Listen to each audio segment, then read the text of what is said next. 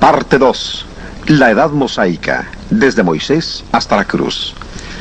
La Edad Mosaica fue nombrada así en honor de Moisés, a través de quien Dios dio la ley del Antiguo Testamento. La ley de Moisés fue dada solamente para los israelitas, mismos que más tarde fueron conocidos con el nombre de judíos. Esta edad principia con Moisés, incluye acontecimientos del Antiguo Testamento, llegando hasta la vida de Jesús y su muerte en la cruz. En suma, hay 3 edades de historia bíblica. La primera es la edad patriarcal. Fue el tiempo cuando Dios habló a la gente por medio de patriarcas como Adán, Abraham, Isaac y Jacob. Ellos fueron las cabezas de sus grupos familiares. El segundo periodo es la edad mosaica. Este fue el tiempo cuando Dios gobernó a su pueblo por medio de la ley de Moisés. El último periodo en el que vivimos ahora es la edad cristiana. En este tiempo Dios habla a toda la gente a través de Jesucristo. Cuando estudiamos la edad patriarcal, vimos en los últimos cuadros cómo Dios envió la peor de las 10 plagas sobre Faraón y todos los egipcios. Los israelitas habían rociado la sangre de los corderos en sus puertas para ser salvos, pero en todo hogar egipcio, el primogénito, tanto de los hombres como de las bestias, había muerto. También el hijo mayor de Faraón murió. En medio de su disgusto, Faraón dio la orden de libertar a los israelitas del cautiverio. Así fue como los israelitas principiaron a salir de Egipto. Los acontecimientos siguientes son algunos de los eventos más importantes de la historia. Miles de personas, como la familia de Juan García y sus amigos, se han dado cuenta de lo interesante que es estudiar la Biblia. Estas historias bíblicas son mucho más interesantes que muchos de los libros escritos en nuestros días. Y aún más, las personas que estudian la Biblia están estudiando el único libro que les puede ayudar a prepararse para la eternidad.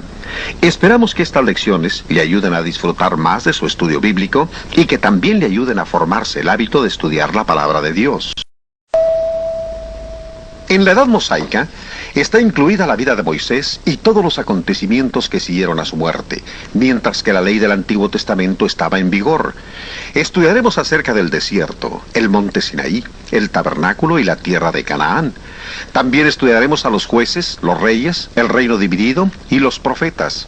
Concluiremos el estudio de la edad mosaica con el nacimiento de Jesús y su ministerio, terminando con su muerte en la cruz. Mientras que Moisés sacaba a los israelitas de Egipto, el faraón tornó a su terquedad en contra de Dios y decidió dar alcance a los judíos y obligarlos a regresar para que siguieran siendo sus esclavos. El ejército egipcio dio alcance a los israelitas a las orillas del Mar Rojo. Asustados y desanimados, los israelitas principiaron a quejarse con Moisés, pero Moisés les dijo: no temáis, ved la salvación que Jehová hará hoy con vosotros. Jehová peleará por vosotros. Éxodo 14, 13 y 14. Dios dijo a Moisés: di a los hijos de Israel que marchen. Moisés apuntó con su vara hacia el mar y las aguas se separaron por el poder de Dios. Este fue un gran milagro. Aún el fondo del mar hizo Dios que se secara y su pueblo pasó pisando tierra seca. Cuando los egipcios vieron a los israelitas caminando a través del mar, trataron de seguirlos, pero cuando los israelitas estuvieron a salvo en la orilla opuesta, el Señor dejó que las aguas se volvieran a juntar y todos los egipcios murieron ahogados.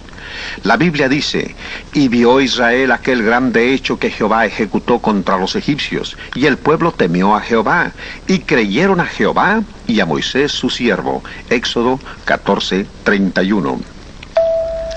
Miriam, la hermana de Moisés, dirigió al pueblo en los cantos y en las danzas con las que manifestaron el gozo de estar libres. Alabaron al Señor diciendo: cantaré yo a Jehová, porque se ha magnificado grandemente. Ha echado en el mar al caballo y al jinete. Éxodo 15:1. La libertad de los judíos del cautiverio egipcio fue muy semejante a nuestra libertad del cautiverio del pecado que obtenemos cuando aprendemos y obedecemos la voluntad de Dios. El desierto fue el lugar donde el pueblo de Dios peregrinó por 40 años después que salieron de Egipto. Dios les había prometido una tierra en la que fluía leche y miel, pero a causa de su incredulidad, los hijos de Israel vagaron en el desierto por 40 años hasta que murió la generación que había salido de la tierra de Egipto. Fueron sus hijos los que heredaron la tierra prometida. En el desierto, Dios alimentó a su pueblo con una comida semejante al pan. Se llamaba maná. El maná caía diariamente del cielo. Dios hizo también que un viento fuerte trajera muchos codornices al campo. La gente las juntó para comerlas. Los israelitas se quejaban con frecuencia y no obedecían a Dios, pero Él seguía cuidándolos y enseñándoles a depender de Él todos los días. La tierra por la que peregrinó la nación de Dios era un desierto. Cuando su pueblo necesitó agua, Dios siempre la proveyó, y hasta hizo que brotara agua de una roca para suplir sus necesidades. Estos incidentes demuestran que Dios siempre provee para las necesidades de aquellos que caminan bajo su dirección. El monte Sinaí se fue perfilando en la distancia mientras que el pueblo caminaba hacia el sur. Este es uno de los lugares más famosos de todos en los que el pueblo de Dios acampó en su viaje por el desierto. Este es el monte en el que Dios dio su ley al pueblo por medio de Moisés. 40 años antes, cuando Moisés huyó de Egipto, había venido a esta montaña. También este es el lugar en el que Dios había hablado a Moisés desde la zarza ardiente.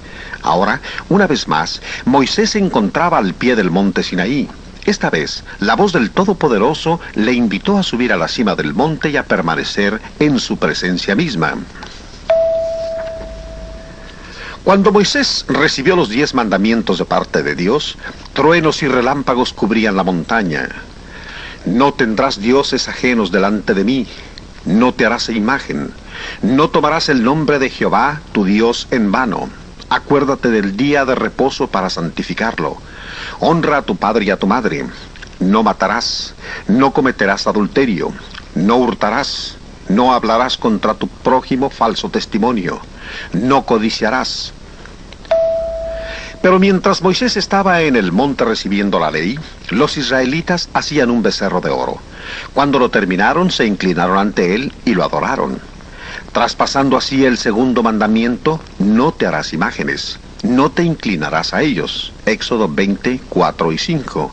Dios siempre ha estado en contra del uso de imágenes en la adoración. Cuando Moisés descendió de la montaña, vio al pueblo de Dios inclinándose ante el becerro. Se enojó tanto que arrojó las piedras en las cuales Dios había escrito los 10 mandamientos, haciéndolas pedazos. Cuando Moisés llegó al campamento, quemó el becerro de oro, lo molió hasta convertirlo en polvo, puso el polvo de oro en los depósitos de agua del campamento y obligó al pueblo a beberla. 3,000 hombres de los que adoraban el becerro no quisieron arrepentirse y murieron. Todo el pueblo de Dios principió a temer y a reverenciar a Dios. Todavía hoy, Dios condena totalmente el uso de imágenes en adoración de la iglesia. Dios llamó a Moisés para que subiera al monte otra vez. Después de 40 días, Moisés descendió del monte Sinaí con otras 2 tablas de piedra en las cuales Dios había escrito los 10 mandamientos. Estas leyes del Antiguo Testamento fueron dadas a los judíos.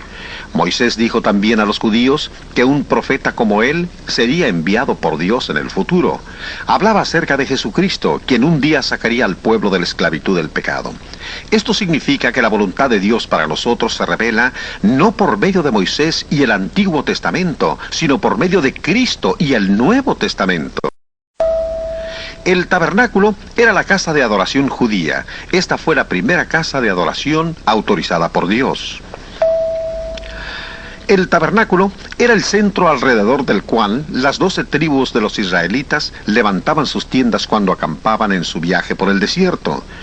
Un pilar o una columna de fuego se mantenía sobre el tabernáculo en la noche y una nube durante el día, mostrando así que Dios estaba cerca.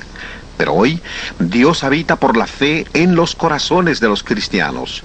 Moisés vigiló con mucho cuidado que el tabernáculo fuera construido exactamente de acuerdo a las instrucciones que Dios le había dado en el monte Sinaí. Dios era y es muy delicado acerca de la forma como le adoramos.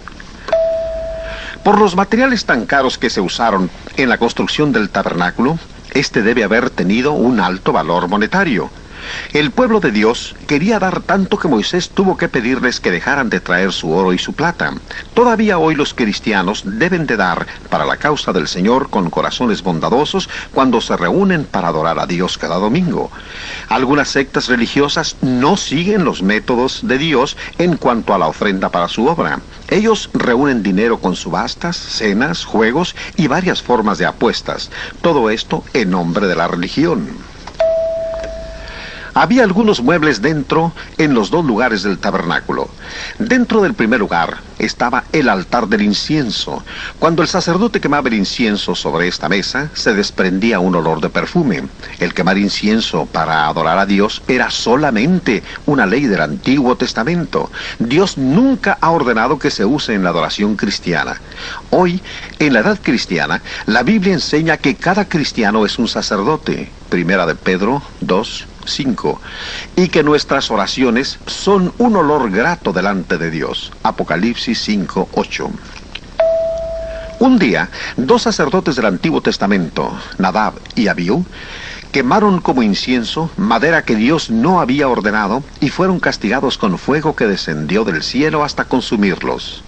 Dios había ordenado una madera especial para que se quemara como incienso. Estos sacerdotes la sustituyeron por otra que Dios no había ordenado. Este ejemplo nos enseña que debemos adorar a Dios exactamente como Él nos ordena en el Nuevo Testamento, y no en la forma que nosotros u otra persona pueda escoger.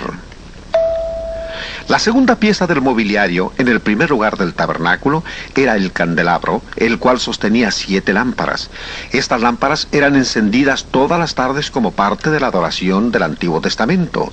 Dios nunca ha ordenado que velas o candelabros se usen en la adoración cristiana. Hoy nosotros tenemos su palabra como lámpara que alumbra nuestro camino al cielo. Los cristianos deben estudiar la Biblia diariamente. La tercera pieza del mobiliario era la mesa de la proposición. El pan que se ponía en esta mesa lo comían solamente los sacerdotes como parte de su adoración. Cada día de reposo, o sea, el sábado, se ponía pan nuevo sobre la mesa. Hoy, en lugar del pan de la proposición, los cristianos toman la cena del Señor cada día del Señor. Este es el domingo. Puesto que el Nuevo Testamento enseña que todos los cristianos son sacerdotes, cada cristiano puede participar tomando la cena del Señor. Los dos lugares en el tabernáculo se llamaban, uno, el lugar santo, y el otro, el lugar santísimo.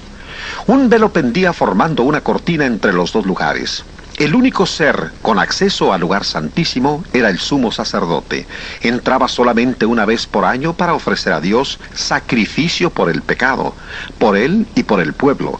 Más tarde, cuando Jesús estableció su iglesia, Él vino a ser el único sumo sacerdote de Dios. Cada cristiano es un sacerdote que puede dirigirse a Dios directamente por medio de Jesucristo, quien es nuestro sumo sacerdote. Primera de Timoteo 2:5. Por lo consiguiente, Dios no aprueba en nuestros días sacerdotes especiales en la iglesia vistiendo vestiduras especiales y llevando títulos especiales tales como Padre. Mateo 23, del 5 al 9.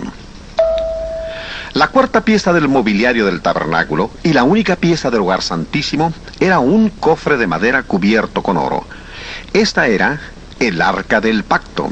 El arca contenía las tablas de piedra en las que los 10 mandamientos habían sido escritos, un recipiente con maná debidamente preservado y la vara de Aarón, la cual había florecido milagrosamente de la noche a la mañana. La parte superior del arca se llamaba el asiento de la misericordia. Era aquí donde el sumo sacerdote rociaba la sangre de los animales como ofrenda por el pecado, ofrenda hecha a Dios una vez por año durante la edad mosaica. Pero ahora Jesús, nuestro sumo sacerdote, ha entrado al cielo, el verdadero lugar santo, y ha ofrecido su propia sangre para perdón de todos nuestros pecados. Y no por sangre de machos cabríos ni de becerros, sino por su propia sangre, entró una vez para siempre en el lugar santísimo, habiendo obtenido eterna redención. Hebreos 9:12. Este versículo de la Biblia nos enseña que la sangre de Cristo continúa realizando el perdón de los cristianos año tras año. Después de la muerte de Jesús, ya no se ofrecieron más sacrificios de animales. Hoy, las personas pueden ser salvas por el poder perdonador de la sangre de Jesucristo. El altar de los holocaustos estaba enfrente del tabernáculo. Los animales sacrificados se quemaban sobre este altar diariamente. El sumo sacerdote también sacrificaba un macho cabrío sobre este altar una vez al año, en el día de la expiación. Él llevaba la sangre del macho cabrío al lugar santo para ofrecerla por sus pecados y los pecados del pueblo. En este cuadro, el artista muestra algunas de las herramientas usadas por los sacerdotes. También podemos ver las largas varas usadas para llevar al altar cuando los israelitas tenían que viajar. Los sacerdotes del Antiguo Testamento se lavaban las manos y los pies en la fuente, un recipiente hecho de bronce que estaba a la entrada del tabernáculo. Hoy, nosotros debemos ser lavados por la sangre de Cristo antes que Dios nos permita entrar a su iglesia. El tabernáculo del Antiguo Testamento, con sus lugares separados y su mobiliario, era un lugar físico de adoración.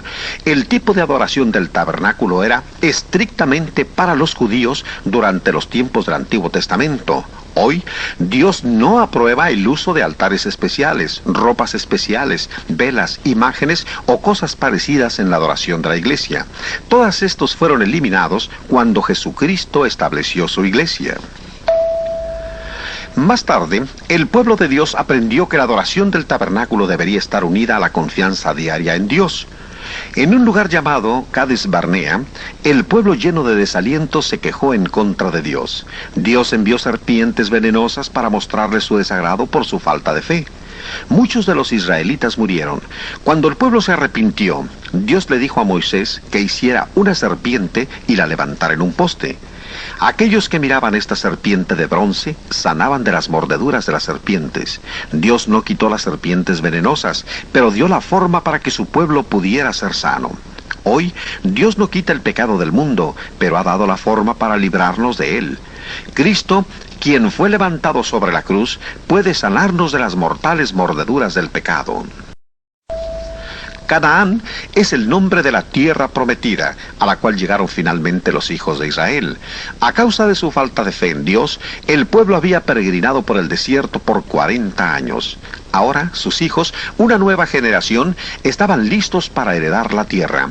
Muchos años atrás, Dios había prometido a Abraham que su pueblo recibiría la tierra de Canaán. Veremos cómo Dios cumplió su promesa. Moisés y José llegaron finalmente al lugar en el cual podían hacer planes para tomar la tierra de Canaán. Sabiendo Moisés que él no podía entrar en Canaán a causa de su pecado, eligió a Josué para que dirigiera a los israelitas.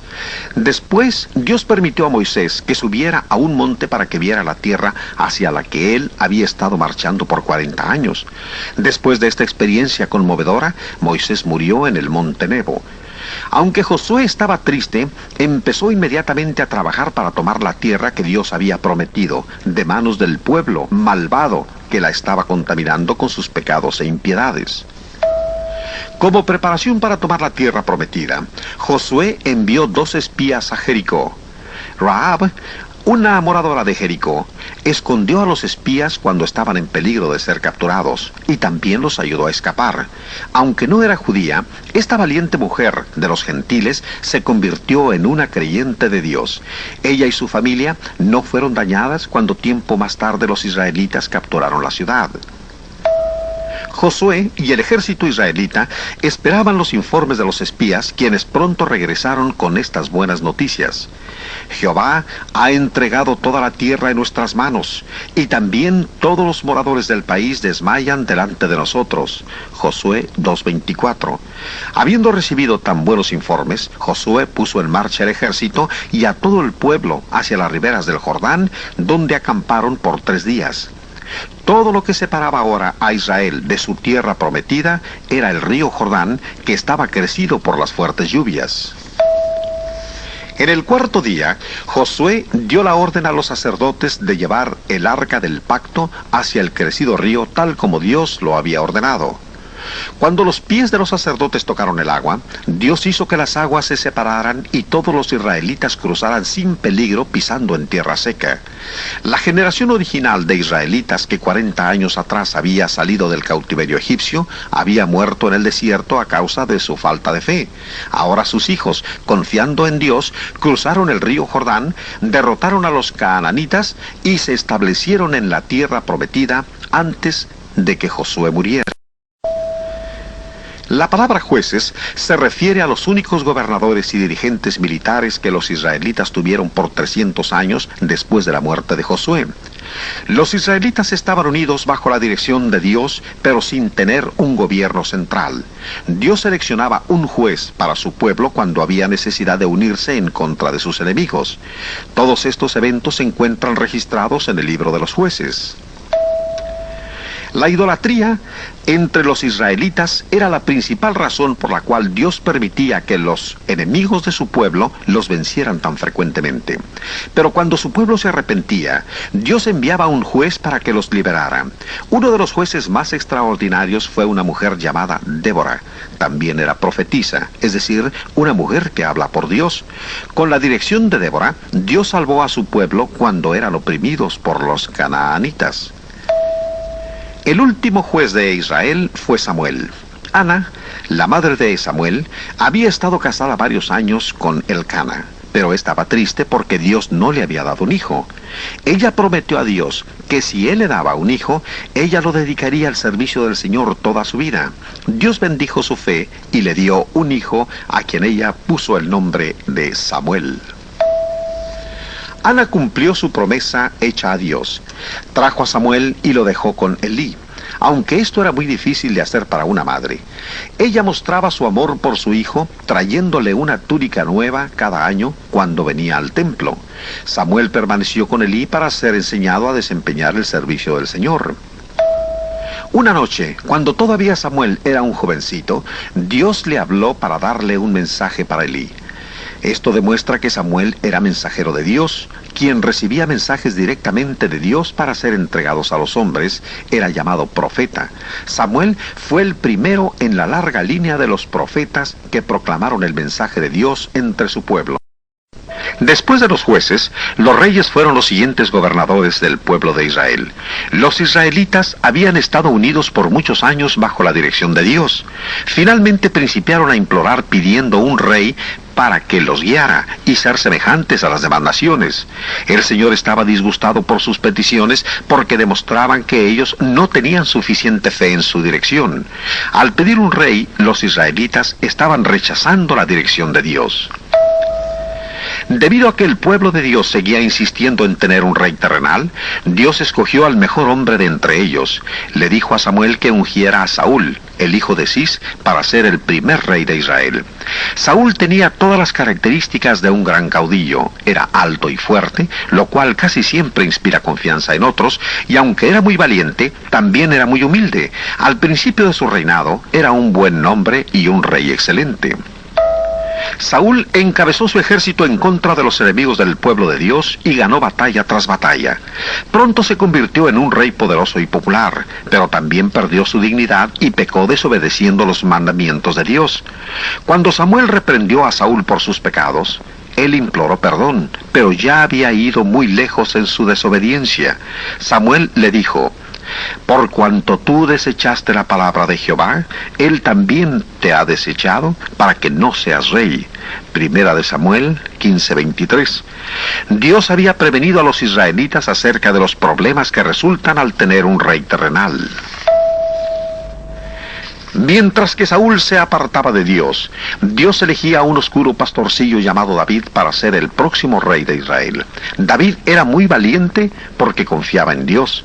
Su fe en Dios le daba el valor necesario para proteger a sus ovejas de los leones y otros peligros en el desierto. Cuando Saúl todavía estaba gobernando, Dios envió a Samuel a Belén para que ungiera a David como el segundo rey de Israel. David era el más joven entre sus 7 hermanos, pero Dios lo eligió a él para que fuera rey en lugar de elegir a cualquiera de sus hermanos mayores. Dios explicó por qué no eligió al hermano mayor. Jehová no mira lo que mira el hombre, pues el hombre mira lo que está delante de sus ojos, pero Jehová mira el corazón. Todavía hoy el Señor se interesa más por el interior que Él ve en la persona que por el exterior que otras personas miran. Poco después de que David fue ungido, principió a servir en la corte real, pero en más de una ocasión Saúl trató de matarlo. David era tan buen soldado peleando contra los perversos canaanitas que llegó a ser más popular entre el pueblo que el propio rey Saúl. Saúl se llenó tanto de celos contra David que llegó a atentar contra su vida. Después de gobernar por 40 años, Saúl se suicidó y el joven David se convirtió en el monarca gobernante.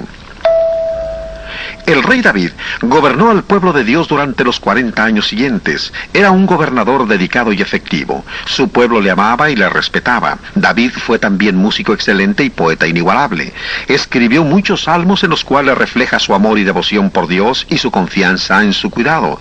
Dios se refiere a David como un varón conforme mi corazón.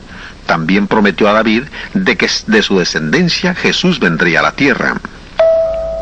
Cuando murió David, Salomón, su hijo, fue hecho el tercer rey de Israel. Dios dijo al joven rey que le pidiera cualquier cosa que deseara. Salomón quería gobernar con sabiduría al pueblo de Dios, así que pidió a Dios que le diera un corazón entendido para juzgar al pueblo. Dios contestó su oración dándole más sabiduría de la que cualquier mortal haya tenido. También le dio fama y riquezas. Dios le pidió a Salomón que le construyera un templo en Jerusalén. Este templo vino a sustituir el tabernáculo, el cual había sido construido por Moisés y usado por casi 500 años.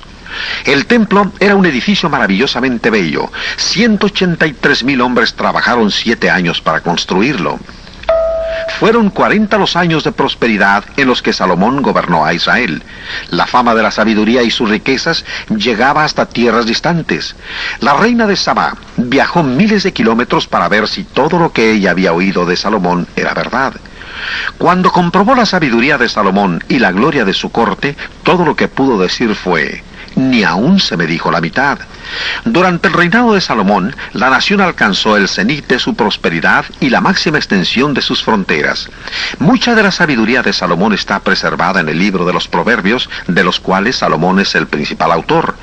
Después de una vida de variadas experiencias, Salomón concluye diciendo que todo el deber del hombre es temer a Dios y guardar sus mandamientos. Eclesiastés 12:13. La división del reino es el período siguiente más importante de la historia de Israel. Por 120 años, desde el principio del reinado de Saúl hasta la muerte del rey Salomón, el pueblo de Dios había estado unido formando un gran reino. Después que murió Salomón, los israelitas se dividieron formando 2 naciones, Judá e Israel, las cuales continuamente pelearon entre sí. La división entre el pueblo de Dios pronto apareció cuando Roboam, hijo de Salomón, empezó a gobernar al pueblo. Roboam era muy orgulloso y egoísta. Rechazó el consejo sabio de los ancianos, quienes le aconsejaron para que fuera un servidor del pueblo de Dios. Pero siguió el consejo de los jóvenes de poca experiencia. Estos aconsejaron a Roboam que impusiera más tributos que los que Salomón puso y que mostrara al pueblo que en todas formas él iba a gobernarlos como le agradaba. Roboam aceptó el consejo de los jóvenes y conforme a ello se condujo. Debido a la arrogancia y testarudez de Roboam, 10 de las 12 tribus se rebelaron y formaron un reino separado en la parte norte de Palestina. Llamaron Israel a este reino y eligieron a Jeroboam por rey. Roboam siguió gobernando sobre las 2 tribus restantes en el sur de Palestina. Esto fue el reino de Judá. Para evitar que las 10 tribus de Israel regresaran a Judá para adorar en Jerusalén, Jeroboam puso 2 becerros de oro en las ciudades de Dan y Betel.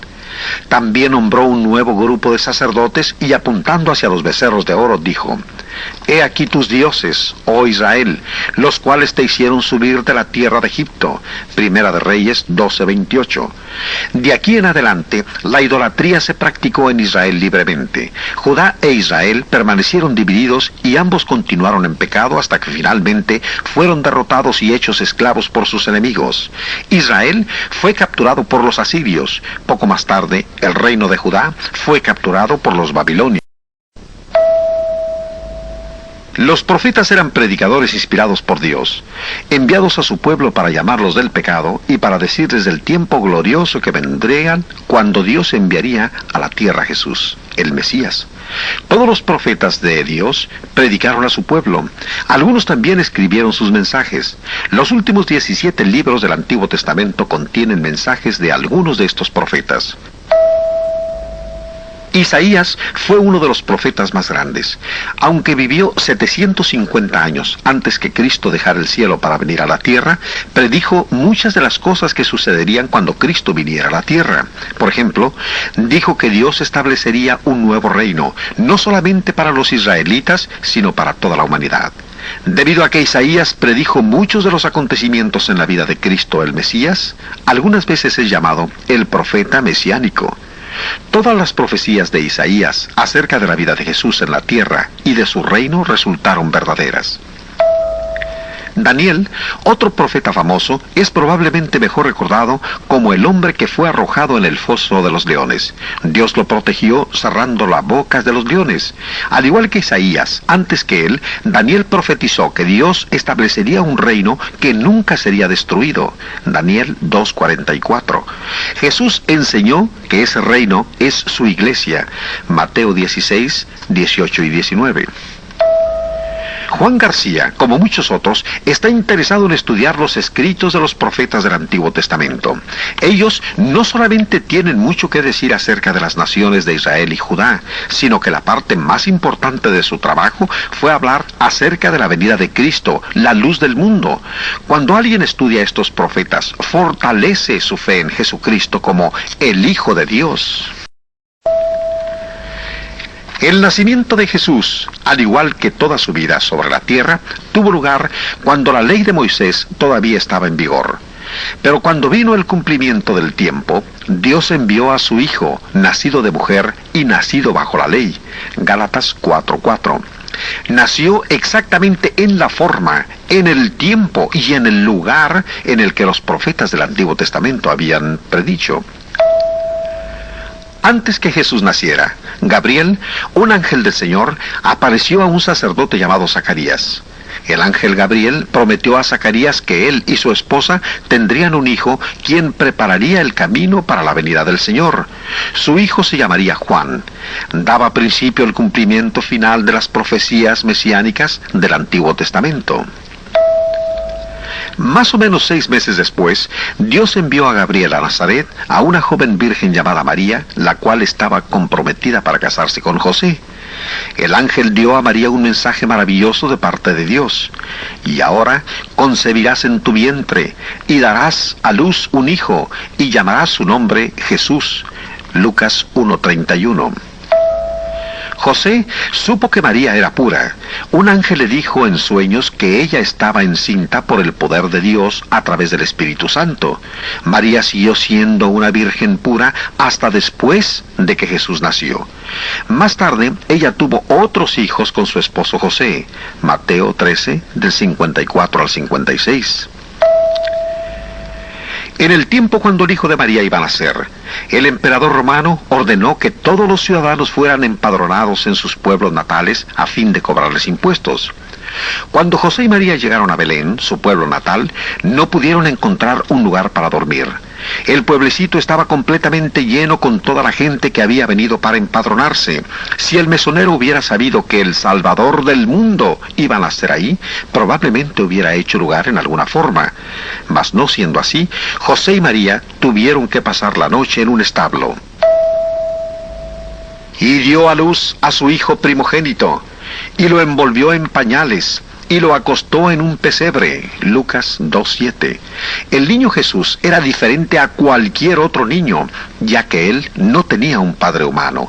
Él era el Hijo de Dios. Había siempre vivido con Dios, pero ahora había venido a la tierra para ser nuestro Salvador, naciendo en Belén, tal como los profetas lo habían predicho. El nacimiento del Salvador fue tan importante que esa misma noche un ángel de Dios anunció el nacimiento de Jesús a los pastores que cuidaban sus rebaños. El ángel dijo: «Os ha nacido hoy en la ciudad de David un Salvador, que es Cristo el Señor». Lucas 2:11. Los pastores fueron apresuradamente a Belén para adorar al Salvador y después volvieron glorificando y alabando a Dios. Muchos kilómetros al oriente de Belén, ciertos magos vieron una estrella poco común, la cual era una señal de que el nuevo rey había nacido. 2 años después, los magos llegaron a Jerusalén preguntando por el nuevo rey. Cuando supieron que estaba en Belén, siguieron su viaje hacia aquella ciudad. Fue entonces cuando la estrella que habían visto en el oriente reapareció, guiándolos a donde estaba Jesús. Se postraron y adoraron al niño y le regalaron oro, incienso y mirra. La mirra y el incienso eran perfumes muy caros. La Biblia no dice mucho acerca de los primeros años de la vida de Jesús en la tierra. Todos los años de su niñez están resumidos en Lucas 2:52. Y Jesús crecía en sabiduría y en estatura, y en gracia para con Dios y los hombres. La Biblia nos dice que cuando Jesús tenía 12 años, fue con sus padres a Jerusalén para adorar en el templo. En el templo, los dirigentes religiosos estaban sorprendidos de que el joven Jesús supiera tanto de las Escrituras. Sus padres habían iniciado el viaje de regreso sin darse cuenta de que el joven no estaba con ellos ni entre sus parientes. Cuando se dieron cuenta, regresaron en forma apresurada a Jerusalén y encontraron a Jesús en el templo hablando de religión con los maestros religiosos. Cuando su madre le preguntó por qué se había quedado atrás, Jesús le dijo que él estaba en los negocios de su padre. Lucas 2:49. Después, Jesús partió con José y María y vivió con la familia los siguientes 18 años. Poco antes de que Jesús principiara a predicar y a enseñar, Juan, el hijo de Zacarías, principió a predicar para preparar a la gente para la venida del Señor Jesús. Juan dijo a la gente claramente que él no era Cristo, pero que él estaba preparando el camino del Señor. También dijo que el reino del cual Isaías, Daniel y otros de los profetas del Antiguo Testamento habían hablado estaba próximo. Jesús cumplió estas profecías cuando estableció su iglesia. Hechos 2. El ministerio de Jesús principió cuando tenía aproximadamente 30 años. Él vivió y murió en el período mosaico de la historia bíblica y fue la única persona que cumplió perfectamente la ley de Moisés. Jesús caminó poco más de 100 kilómetros desde Galilea hasta Betábara para ser bautizado por Juan en el río Jordán. Después de que él fue sumergido, ascendió de las aguas. Marcos 1:10. La palabra griega bautizo, la cual usó Marcos cuando escribió acerca del bautismo de Jesús, significa sumergir. La Biblia dice que Jesús fue bautizado para cumplir toda justicia. Él no fue bautizado para el perdón de sus pecados, puesto que nunca pecó. Nuestro bautismo es diferente, porque nosotros pecamos y nuestros pecados necesitan perdón. Después del bautismo de Jesús, el Espíritu de Dios descendió sobre él en forma semejante a una paloma, y una voz desde el cielo dijo: «Este es mi Hijo amado, en quien tengo complacencia». Mateo 3:17. Más tarde, Juan dio su propio testimonio de este acontecimiento. «Vi al Espíritu que descendía del cielo como paloma y permaneció sobre de él. Y yo no le conocía, pero el que me envió a bautizar con agua, aquel me dijo: sobre quien veas descender el Espíritu y que permanece sobre él, ese es el que bautiza con el Espíritu Santo. Y yo le vi y he dado testimonio de que este es el Hijo de Dios». Juan 1, del 32 al 34. En el principio de su ministerio, Jesús eligió a 12 hombres de diferentes ocupaciones para prepararlos para que fueran sus apóstoles y guiaran su pueblo. Puesto que Jesús pronto regresaría a su Padre Celestial, estos hombres se necesitarían sobre la tierra para extender su evangelio. Más tarde, Jesús envió al Espíritu Santo para que guiara a los apóstoles, de tal manera que cuando ellos predicaran o escribieran la doctrina de Cristo, no cometieran errores. En esta forma, Dios ha dado a la humanidad una revelación plena y completa de su voluntad. Lo que los apóstoles escribieron, nosotros podemos leerlo hoy en la parte de la Biblia conocida como el Nuevo Testamento. Jesús tenía poder de Dios para hacer milagros con los cuales demostraba que Él es el Hijo de Dios. Su primer milagro fue convertir el agua en vino. De esta manera mostró su poder divino sobre la naturaleza. Sanó a los enfermos, a los paralíticos y a los ciegos. Tenía el poder para saber lo que la gente pensaba sin necesidad de que la gente dijera cosa alguna. Jesús mostró su poder divino sobre todas las cosas, hasta resucitó muertos, para que creáis. Juan 20:31. Al efectuar milagros por el poder de su Padre Celestial, Jesús demostraba una y otra vez que Él es el Hijo de Dios. Jesús, el Maestro por excelencia, predicó muchos sermones y enseñó muchas lecciones. Algunas veces predicó a grandes multitudes, otras veces enseñó solamente a una persona. Jesús se refirió a sí mismo como el buen pastor, quien cuida no solamente de las 99 ovejas que están seguras en el redil, sino que también ama y va en busca de la oveja solitaria extraviada. Lucas 15, del 3 al 7. Siendo Jesús el buen pastor, estaba dispuesto a dar su vida por sus ovejas. Juan 10, 10 al 11, 17 y 18. Cuando Jesús habla de sí mismo como el buen pastor, muestra su gran amor por todas las personas. Jesús enseñó a la gente acerca de Dios y del cielo usando objetos familiares los cuales podían verse sobre la tierra. Por ejemplo, usó a las flores para enseñar una lección acerca de la fe. Dijo: «Considerad los lirios del campo, cómo crecen, no trabajan ni hilan, pero os digo que ni aun Salomón con toda su gloria se vistió así como uno de ellos. Y si la hierba del campo que hoy es y mañana se echa en el horno, Dios la viste así, ¿no hará mucho más a vosotros, hombres de poca fe?» Mateo 6, del 28 al 30. Aunque Jesús era amado por la mayoría del pueblo, era envidiado y odiado por los gobernantes.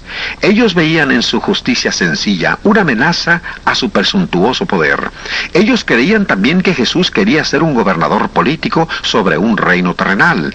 Esta es la razón por la que los dirigentes judíos predispusieron el ánimo del pueblo en contra de Jesús para matarlo. No se dieron cuenta que lo que verdaderamente estaban haciendo era cumplir el plan de Dios en el que Jesús debía dar su vida como sacrificio final por el pecado.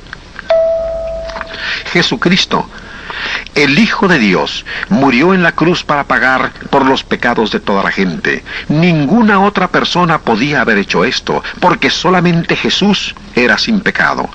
Esto es por lo que solamente Él podía darse a sí mismo por los pecados de los demás. Dios nos ama tanto que dio a su Hijo único, para que muriera y redimiera a todo hombre y mujer que acepte a Jesús como Señor, muerto para redimirnos. Gracias a Dios por la gracia y misericordia que Dios tiene para con nosotros. Jesús sufrió la agonía de la cruz por los pecados de la gente. Con el sufrimiento de Jesús se cumplieron las profecías que Isaías había escrito 750 años antes. Ciertamente llevó Él nuestras enfermedades y sufrió nuestros dolores. Él herido fue por nuestras rebeliones, molido por nuestros pecados. Isaías 53, 4 y 5. Ante la multitud que gritaba e injuriaba a Jesús, Él oraba: «Padre, perdónalos, porque no saben lo que hacen». La gente no sabía que muchos de ellos pronto lo aceptarían como el Hijo de Dios y como su Salvador. Jesús y 2 ladrones fueron crucificados el viernes por la tarde. En el mismo día, un poco más tarde, vinieron unos soldados para quebrar sus huesos para que murieran antes de las 6 de la tarde, antes de que diera principio el día de reposo de los judíos. Ellos vieron que Jesús ya estaba muerto, así que no le quebraron sus huesos. De esta manera se cumplió otra profecía acerca de Jesús: «No será quebrado hueso suyo». Juan 19, 36. Un soldado clavó su lanza en el costado de Jesús y su sangre se derramó. La segunda parte de la historia bíblica termina con la muerte de Jesús. En el estudio de la Edad Mosaica hemos visto los siguientes puntos: los israelitas en el desierto, el monte Sinaí, el tabernáculo, Canaán, los jueces, los reyes, el reino divino, los profetas, el nacimiento y el ministerio de Jesús. Esta lección termina con la muerte de Jesús, pero en nuestra próxima lección veremos su gloriosa resurrección, su ascensión de regreso a su Padre Celestial para ser nuestro Salvador viviente y el principio de nuestra propia edad cristiana.